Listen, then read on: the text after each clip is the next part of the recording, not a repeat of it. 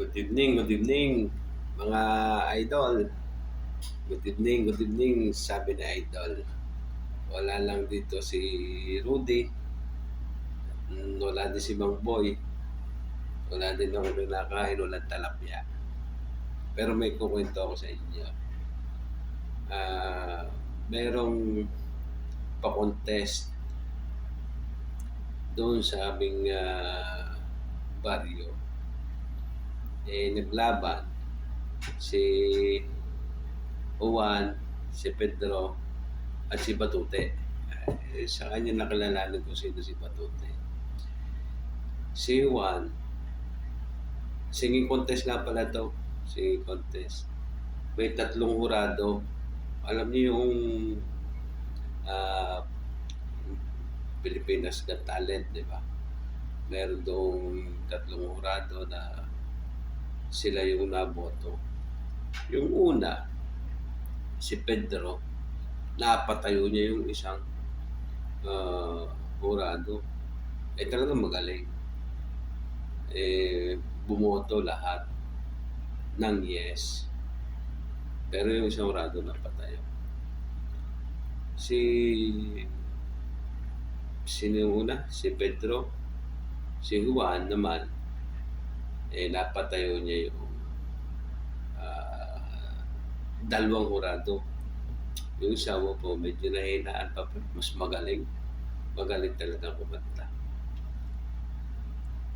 Nung si Batuti na ang kumanta, 2 word pa lang. Actually, hindi pa nga 2 word, tumutugtog pa lang yung pasimula.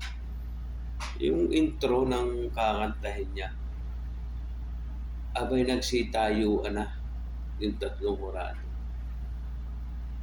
Lalo na nung kumanta na siya, tumayo na pati yung audience. Lahat nakatayo na. Nakahawak pa sila sa dibdib habang kumakanta si Batuti ng Lupang Hinirang. Ayun. Yun, kaya napatayo. Anong ibig ko sabihin? Alam ni Batuti, hindi naman talaga siya magaling kumanta, pero malakas ang kanyang loob. Ang problema lang niya nung panahon na yun is napatayo ni Pedro ang isa, napatayo ni Juan ang 2. Iniisip niya, mapatayo lang yung 3. So, nakapag-isip siya ng isang bagay, do hindi naman yung pagkanta ang inisip niya yung pagtayo. So, depende kasi ang solusyon sa kung paano natin isipin. Kung ang problema na iniisip mo yung pagtayo, may solusyon na paraan doon. Madalian.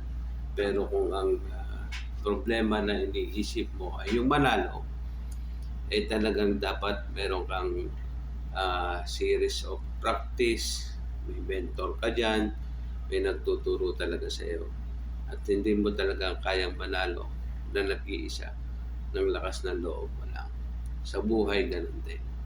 So, kung set tayo ng goal, kaya lang natin ngayon siyempre yung solusyonan, yung madali ang solusyon.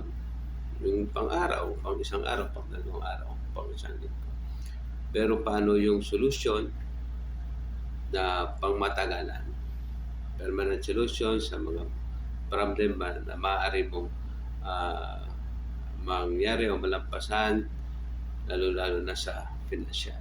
So, ibang topic yon. Ito, joke time. Okay? So, bye-bye. Hanapin ko pa si Mang Boy. Tsaka baka nakahuli na ng talapya. Bye!